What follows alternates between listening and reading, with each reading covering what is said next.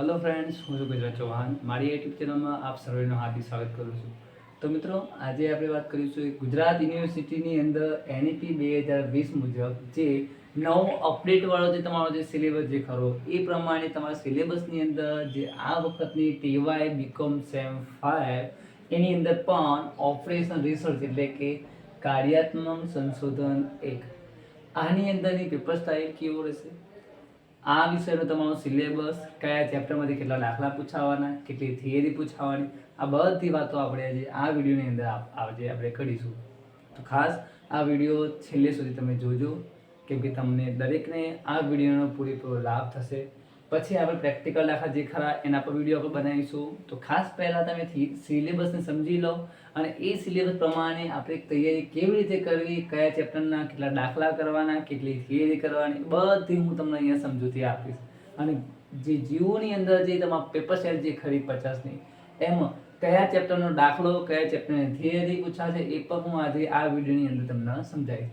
ચાલો આપણે શરૂઆત કરીએ. આપણે પહેલાં તો એનઈપી 2020 એટલે કે 2020ના સિલેબસ મુજબ અહીંયા આપણે OR1 અને OR2 આપણે ખરેખર સેમ 5ની અંદર આપણે એક સ્ટેટનો અભ્યાસ કરવાનો નથી. આપણે ડબલ સ્ટેટ એટલે કે OR1 અને OR2નો આપણે અભ્યાસ કરવાનો, જેમાં આજે આપણે વાત કરીશું કાર્યાત્મક સંશોધન એટલે કે OR1, જેમાં તમે જોઈ શકો અહીંયા તમને 4 ચેપ્ટર તમને અહીંયા આપેલા. પહેલું કાર્યાત્મક સંશોધનનો પરિચય, એટલે મિત્રો આ ચેપ્ટરની અંદર જ્યારે ઓવરની આપણે શરૂઆત કરીએ છીએ, કેવી રીતે સંશોધન કરવો, સમસ્યાઓનો ઉકેલ કેવી રીતે લાવવો, એ બધી વિગતો આપણે આ ચેપ્ટરની અંદર શીખવાની રહેશે. અને આ ચેપ્ટર તમારું કેવું ગણાશે? થિયરિકલ. આ ચેપ્ટરમાં શું પૂછાશે? બધી થિયરી પૂછાશે.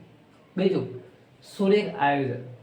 સુરેખ આયોજનની અંદર તમને પ્રાબંધો આપેલા હશે, પ્રતિબંધો હશે, બરાબર, સમીકરણો તમને આપેલા હશે.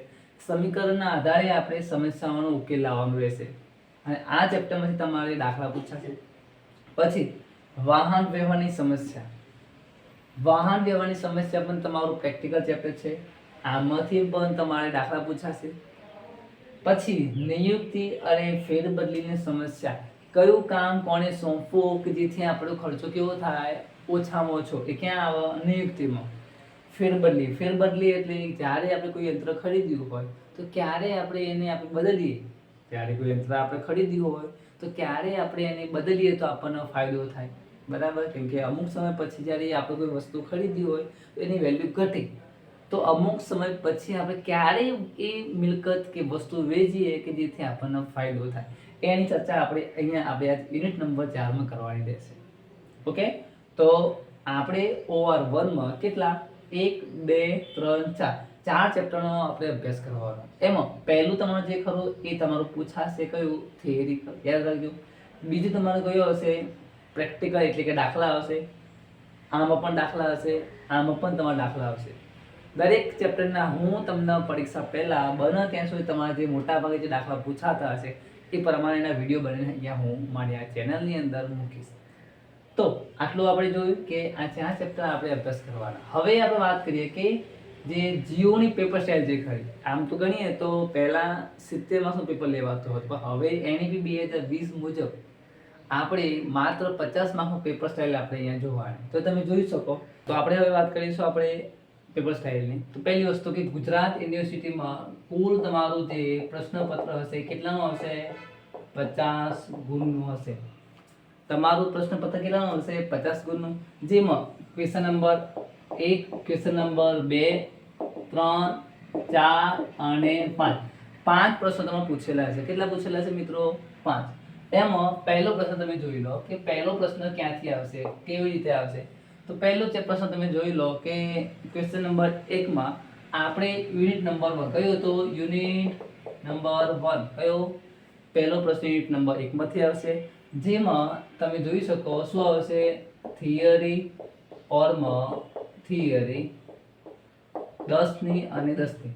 કદાચ એવું બની શકો કે ઉપર 5 માર્ક્સ વાળા પ્રશ્નો પૂછાય, કાં તો 10નો મોટો પૂછાય, નીચે 5 5 બે નાના પ્રશ્નો પણ પૂછી શકો. કે કહેવાનો મતલબ કે યુનિટ નંબર 1માં તમારે 2 પ્રશ્નો કેવા હશે? થિયરીના. પછી બીજો પોઈન્ટ, જે પ્રશ્ન નંબર 2 તમે જોઈ શકો એ ક્યાંથી આવશે? Unit number 2. યુનિટ નંબર 2 એટલે આપણે સુરેખ આયોજનની વાત કરીએ. આ શું હતું? કાર્યાત્મક આ શું હતું? સુરેખ આયોજન. હવે અહીંયાથી તમારી પેપર સાઈઝ થોડી બદલાશે, કેમ કે પહેલો પ્રશ્ન તમારો જોયો તો પહેલો એ તમારા હશે થિયરી. પહેલો એ માં તમારે શું હશે? થિયરી. કેટલા માર્ક્સ? 4 માર્ક્સ. બી માં તમારો હશે દાખલો. શું હશે? દાખલો 6 માર્ક્સ. યાદ રાખજો, સુરેખ આયોજનની અંદર પણ તમારે થિયરી આપેલી છે. ઓર માં એ અને બી એક શું હશે તમારે? થિયરી, સમ 4 અને 6. એટલે આ ચેપ્ટર નંબર 2 માં તમારે ટોટલ કેટલા? 4 પ્રશ્નો પૂછેલા હશે. એક જેનો તમે એ લખો એનો તમારે બી લખવાનો. તમે અથવાનો એ લખો તો ભાઈ ઉપરનું બી લખો નહીં ચાલે. જેનો એ લખો એનો તમારે બી લખવાનો થાય. તો આપણે આ પ્રમાણે માહિતી આપણે જોઈ કે આ ચેપ્ટરમાં તમારે 2 પ્રશ્નો આવવાના અને 2 દાખલા આવવાના. બરાબર? તૈયારી પ્રમાણે આપણે કરવાની. પછી ક્વેશ્ચન નંબર 3 તમે જુઓ. યુનિટ નંબર કયો હશે? 3. એ પણ તમારા હશે વાહન વ્યવહારની સમસ્યા. કઈ સમસ્યા? વાહન વ્યવહારની. અને એમાં તમે જોઈ શકો સેમ ટુ સેમ એ બી ઓર માં એ બી. સેમ ટુ સેમ એટલે અહીંયા પણ તમારે એ બી હશે, આમાં પણ તમારે થિયરી આવશે. કેટલાની? 4 માર્ક્સની. આમાં તમારો દાખલો હશે કેટલાનો? 6 નો. અથવા એ અને બી એમાં પણ થિયરી કેટલાની? 4 ની. સમ કેટલાનો આવશે? 6 નો. કયા દાખલા આવશે એ તમે જોઈ લેજો મારી આ YouTube ચેનલમાં. મોટા ભાગે વિડીયો પરીક્ષા સુધીમાં આવી જશે, એટલે તમે દાખલા કયા કરવાના કેમ ના કરવાના એ પણ હું તમને જ્યારે દાખલા કરાવીશ ત્યારે હું તમને કહેતો રહીશ. એ પહેલો, બીજો, ત્રીજો. હવે પ્રશ્ન નંબર 4 એ કોનો હશે? તમે જાણો જ છો બધા. કઈ આવે? ફેરબદલીની સમસ્યા આવે. નિયુક્તિ અને ફેરબદલી સેમ ટુ સેમ. એ બી એટલે આમાં થિયરી આવશે 4 માર્ક્સની. આમાં શું હશે? બી માં દાખલો હશે 6 નો. ઓર માં એ અને બી આમાં થિયરી હશે 4 ની અને સમ આવશે કેટલાનો? 6 નો. ટોટલ તમે જોઈ લો. પહેલા યુનિટની અંદર બધી થિયરી, બીજામાં એ બી ઓર માં એ બી, ત્રીજામાં એ બી ઓર માં એ બી, ચોથામાં એ બી ઓર માં એ બી. પણ દરેકનો એ જે ખરો સાથે તમે બી લખી શકો. એટલે થિયરી લખશો એટલે તમારે દાખલો લખવો પડે. ફરજિયાત જ્યારે તમે દાખલા કરતા હોય ત્યારે યાદ રાખજો, માત્ર દાખલાના આધારે રહેવાનું નહીં. એ ચેપ્ટરમાં જે પૂછાતી થિયરી હોય એ પણ આપણે ખાસ કરવાની, કેમ કે થિયરી સાથે દાખલા આવશે. તમે દાખલા કરશો તો થિયરીના માર્ક્સ જશે, એટલે એવું ન થાય એવું તમે ધ્યાનમાં લેજો. કેટલા? 1 2 3 4 પ્રશ્નો થઈ ગયા. કેટલા થયા? 10 10 20 30 અને 40. અને ક્વેશ્ચન નંબર 5 તમારો જે હશે એ તમારો હશે ટૂંકા પ્રશ્નો હોઈ શકે અથવા MCQs પણ હોઈ શકે, કાં તો તમારું મિક્સ એટલે એમાં MCQ હોઈ શકે અને ટૂંકા પ્રશ્નો હોઈ શકે. તો આ પ્રમાણે તમારું પેપર સ્ટાઇલ તમારે ઓવર 1 ની તમારે જીઓની રહેશે. ઓકે, તો આ પ્રમાણે તમે તૈયારી કરજો એટલે તમને કોઈ પ્રકારની તકલીફ થશે નહીં. તો ખાસ તમારા મિત્ર મંડળમાં, તમારા ફ્રેન્ડ સર્કલની અંદર આ વિડીયોને શેર કરો, લાઈક કરો અને કમેન્ટ કરો ખાસ.